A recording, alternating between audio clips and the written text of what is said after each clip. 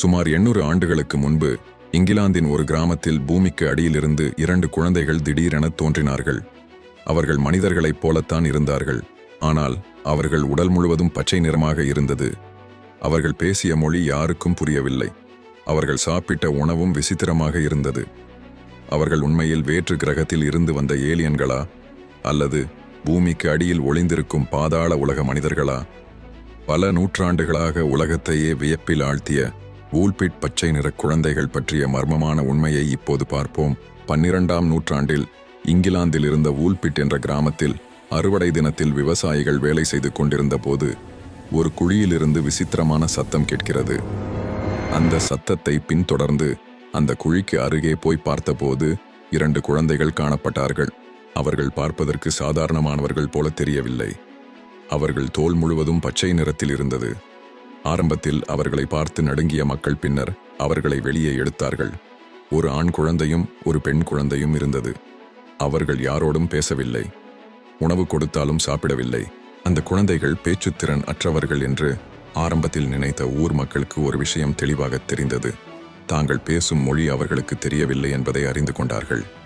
மொழி தெரியாமல் இருந்தாலும் பரவாயில்லை, ஆனால் உணவு உட்கொள்ளாமல் இருந்தால் இறந்து விடுவார்கள் என்று பயந்த ஊர் மக்கள் அவர்களுக்கு பல உணவுகளை எடுத்து கொண்டு வந்து கொடுத்தார்கள். ஆனால் அவர்கள் எதையும் உண்ணவில்லை. அப்போதுதான் அறுவடை செய்திருந்த பீன்ஸை பார்த்த அந்த குழந்தைகள் ஆர்வமாகச் சென்று அதை சமைக்காமலேயே உட்கொள்கிறார்கள். இதனால் குழப்பமடைந்த மக்கள் அவர்களை ஒரு விசித்திர பிறவிகளாக பார்க்க ஆரம்பித்தார்கள். காலங்களும் கடந்தது. அந்த பெண் குழந்தை அந்த ஊர் மக்களுடன் இணைந்து வாழ ஆரம்பித்தது. அப்பொழுது மெல்ல மெல்ல ஆங்கிலத்தை கற்றுக்கொண்ட அந்த பெண் குழந்தை சொன்ன விடயம் அந்த மக்களை மர்மத்தில் ஆழ்த்தியது. நாங்கள் ஒரு இடத்திலிருந்து வந்தோம். அங்கே சூரிய ஒளி இல்லை. மங்கலான பச்சை நிற வெளிச்சமே காணப்பட்டது. அங்கே வாழும் எங்களுடைய மக்கள் பச்சை நிறத்தில் இருப்பார்கள். ஒரு நாள் திடீரென்று ஒரு சத்தம் கேட்டது. அதை பின்தொடர்ந்து வந்தபோது நாங்கள் இங்கேயே வந்துவிட்டோம். அவள் சொன்ன அந்த இடத்தின் பெயர் செயின்ட் மார்ட்டின்ஸ் லேண்ட். அது ஒரு வேறு உலகம் போலவே அவள் கூறினாள். இப்படி இருக்கையில் ஒரு நாள் அந்த ஆண் குழந்தை திடீரென்று நோய்வாய்ப்பட்டு இறந்தது. மருத்துவ வசதிகள் காணப்படாத அந்த காலகட்டத்தில் அந்த சிறுவனின் மரணம் பெரும் மர்மமாகவே இருந்தது. தனித்து இருந்த அந்த சிறுமி ஆங்கிலம் கற்றுக்கொண்டு சாதாரண வாழ்க்கை வாழ ஆரம்பித்த போது ஊர் மக்கள் அவளுக்கு ஆக்னஸ் என்ற பெயர் சூட்டினார்கள். புதிய வாழ்க்கை வாழ ஆரம்பித்த அந்த சிறுமி மனிதர்களைப் போல சாதாரண உணவுகளை உட்கொள்ளவும் ஆரம்பித்தாள். அந்த வேளையில் மெல்ல மெல்ல அவளின் பச்சை நிறம் அவளை விட்டு சென்று பார்ப்பதற்கு சராசரி பெண்ணாகவே மாற ஆரம்பித்தாள். அவள் வளர்ந்து யுவதி பருவத்தை எட்டியவுடன் நார்ஃபோல்க் பகுதியில் உள்ள கிங்ஸ்லின் என்ற இடத்தை சேர்ந்த ரிச்சர்ட் பாரே என்ற அரசு அதிகாரியை திருமணம் செய்து கொண்டாள் என்று பல வரலாற்று ஆசிரியர்கள் கூறுகின்றார்கள். அவளுடைய கணவன் 2ஆம் ஹென்றி மன்னரின் தூதராகவும் நீதிபதியாகவும் பணியாற்றியவர் என்று கூறப்படுகிறது. அவள் ரிச்சர்ட்டை திருமணம் செய்வதற்கு முன்பு அவருடைய வீட்டில் பணிப்பெண்ணாக வேலை செய்துள்ளாள். அப்போது அவளின் சுறுசுறுப்பும் வெகுளியான குணமும் ரிச்சர்ட்டை ஈர்த்ததன் காரணமாக அவர் அவளை காதலித்து திருமணம் செய்ததாக கூறப்படுகின்றது.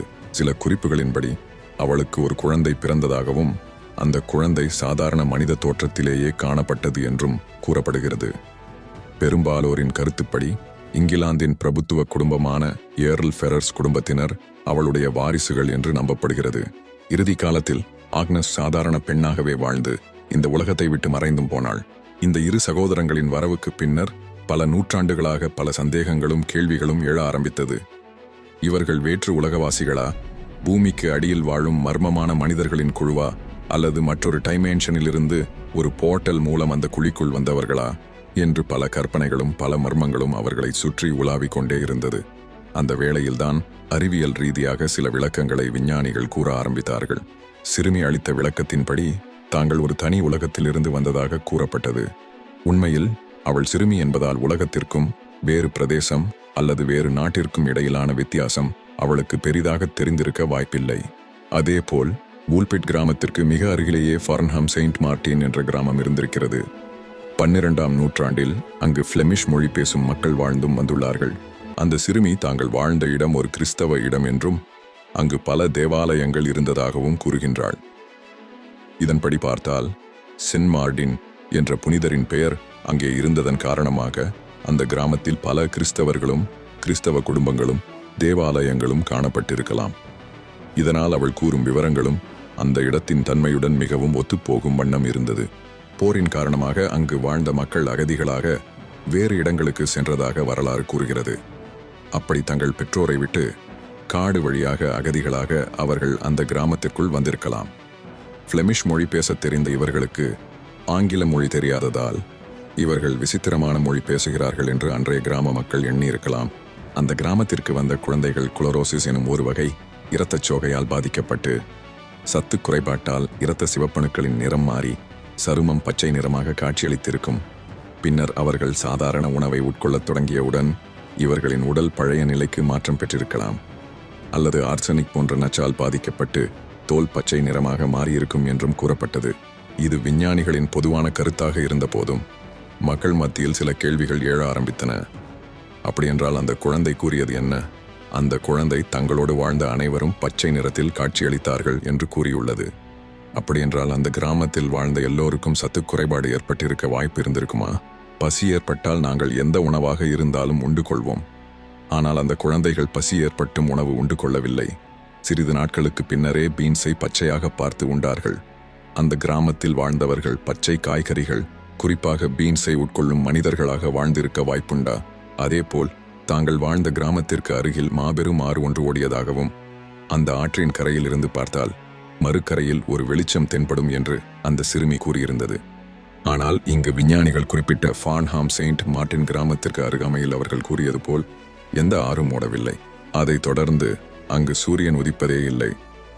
சூரியன் மறைந்த பிறகு அல்லது உதிப்பதற்கு முன்பு இருக்கும் ஒரு மங்கலான வெளிச்சம், ட்வைலைட் மட்டுமே எப்போதும் காணப்படும் என்று அந்த குழந்தை கூறியிருந்தது. ஆனால் அப்படி ஒரு இடம் வூல்பிட் அருகில் எங்கும் அமைந்திருக்கவில்லை. அப்படியென்றால் அந்த குழந்தை தானாகவே கற்பனை செய்து கூறியிருக்குமா? உண்மையில் அதற்கு பின்னால் இருந்த மர்மங்கள் மிகவும் சிக்கலாகவே காணப்பட்டது. பல கேள்விகளுக்கு விஞ்ஞானிகளிடமும் பதில் இருக்கவில்லை. நவீன கால ஆய்வாளர் டங்கன் லூனன் கூற்றுப்படி இவர்கள் வேறொரு கிரகத்தைச் சேர்ந்தவர்கள். அந்த கிரகம் சூரியனை சுற்றாமல் ஒரே நிலையில் இருப்பதால் ஒரு பக்கம் எப்போதும் வெளிச்சமாகவும் மறுபக்கம் இருட்டாகவும் இருக்கும். அவர்கள் அந்த இரண்டுக்கும் இடைப்பட்ட அந்தி வெளிச்சம் கொண்ட பகுதியில் வாழ்ந்திருக்கலாம் என்று கூறுகின்றனர். உண்மையில் இந்த குழந்தைகள் யார், எங்கிருந்து வந்தார்கள் என்பது பற்றி தெளிவான பதில் எதுவும் இல்லை. ஒரு சாதாரண கிராமத்தில் நடந்த இந்த சம்பவம் வரலாற்றில் பதிவு செய்யப்பட்டிருக்கிறது. இருந்தும் உண்மை என்னவென்று இன்றும் தெரியவில்லை. அந்த குழந்தைகள் உண்மையில் எங்கிருந்து வந்தார்கள்? அவர்கள் உலகம் எது? இன்னும் அந்த உலகம் இருக்கிறதா? பல கேள்விகள், பல தேடல்கள் இந்த கதையை சுற்றி சுழன்று கொண்டுதான் இருக்கின்றன. இந்த நிகழ்வுக்கு பின்னால் ஒளிந்திருக்கும் மர்மமான விடயம் என்ன என்று நீங்கள் நினைக்கிறீர்கள்? விஞ்ஞானிகளின் கூற்று சரியா? அல்லது அதையும் தாண்டி ஒரு மறைந்த வரலாறு இந்த சம்பவத்துக்கு பின்னால் இருக்குமா?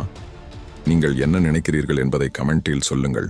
இது போன்ற மர்மம் நிறைந்த நிகழ்வுகளை மேலும் தெரிந்து கொள்ள என்னுடைய சேனலை சப்ஸ்கிரைப் பண்ணுங்கள். மீண்டும் ஒரு பதிவில் உங்களை சந்திக்கிறேன். அதுவரையில் நன்றி.